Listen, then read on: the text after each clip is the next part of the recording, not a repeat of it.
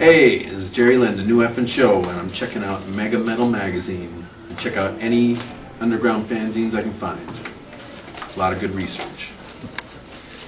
Let's talk a little bit about what you've been up to lately. It's been a while since a lot of the fans have seen you, especially out in this area. What have you been doing? Oh, you know, just same old grind, just not under contract with anyone. So just for the last couple of years, just doing the indies, just trying to survive. Yeah, you having a fun time doing that? Always. If I wasn't, I wouldn't be doing it anymore. Now let's talk a little bit about the beginning of your career a little bit. When was the first time you actually knew that this was a career that you wanted to pursue? Well, when I first decided to pursue it, I didn't think of it as a career. I just thought, you know, we'll just do it on the side as a hobby and see what happens if something happens. Like Brad Ringens trained me. And he said straight off the bat, first day of camp, he said, don't get into this thinking you're going to be the next Hulk Hogan and be a multimillionaire, because it's not going to happen. You know, he said, hey, just take it for what it is, have a little fun, make a little cash, and you know, if something happens, great, and if not, well, you had a good time.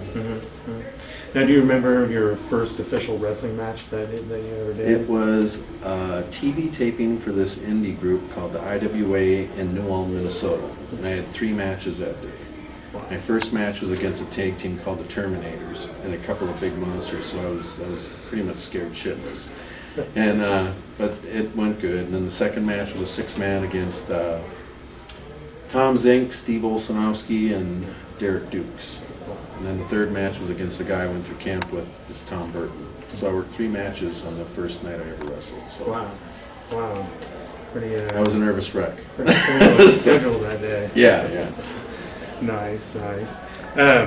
What are some of your memories from those matches? Any highlights that you remember? Wow, I can't believe I actually did that. Or, you know, just being real nervous, and it was well, every time you step in the ring, it's always a real learning experience because you never stop learning.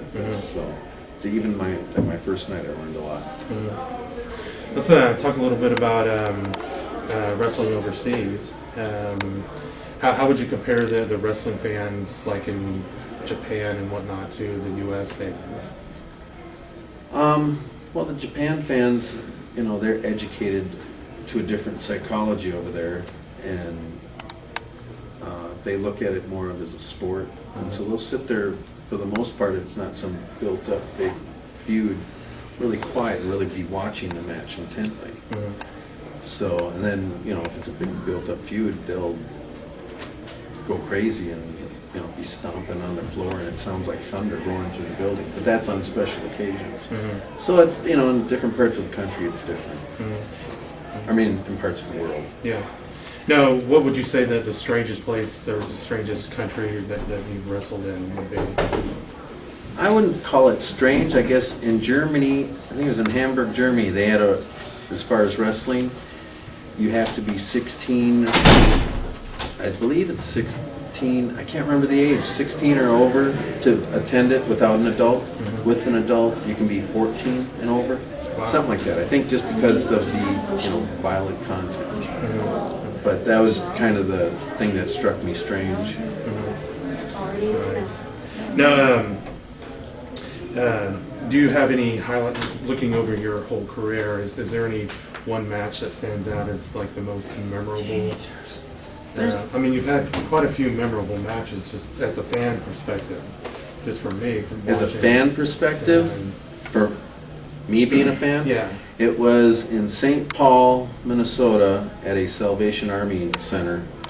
Was a night I got to tag with Baron von Raschke. Wow. And it was my big mark-out moment of my career, because here I grew up watching this guy in the AWA, and, you know, this is as a kid, so I, you know, even as an adult, I never thought about becoming a pro wrestler, because everyone was a bunch of monsters, you know. And just that night, when I just couldn't believe it, I saw him stand in the ring next to me. I didn't even feel the ring beneath my feet. I was just floating on cloud 9 the whole night. Wow. Yeah, it's definitely he's in my top 20 favorite wrestlers of all time. So definitely that sounds like it would have been awesome. It was. So, let's talk a little bit about Ring of Honor. What are your thoughts and opinions on that organization? I mean, you know, it's got so much potential. You got a lot of talented athletes in the company and stuff, but they've always catered to one certain niche of fans. You know, and you got to get, and so a lot of their shows over the years, every match on the show is the same.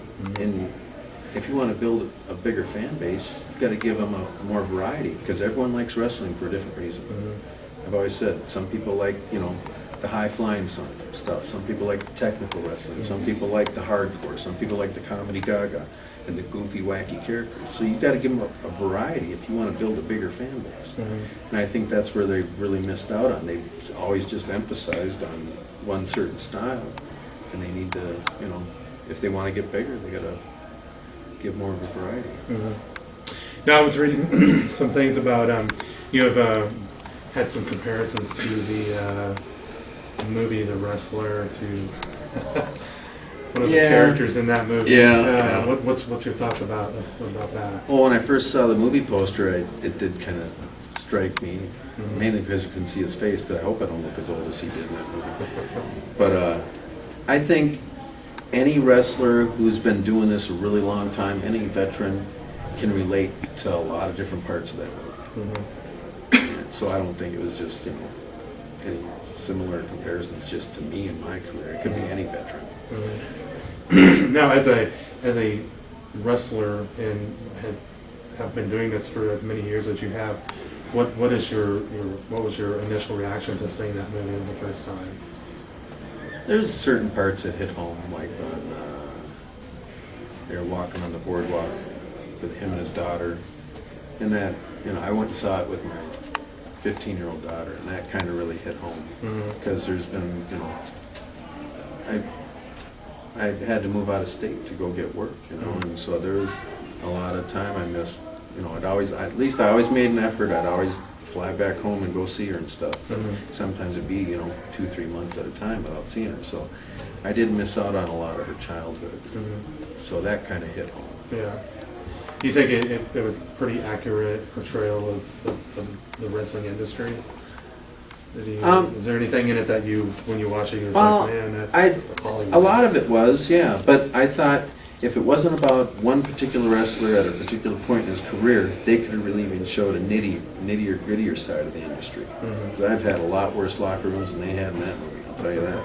And, you know, they could have showed a lot more of the politics and the backstabbing. And I mean, there is so much stuff that goes on that the fans don't know about or even come close to realizing. And they could have showed a lot more. I think, you know, a lot of it was accurate, but it just sort of just touched on the top of the whole subject.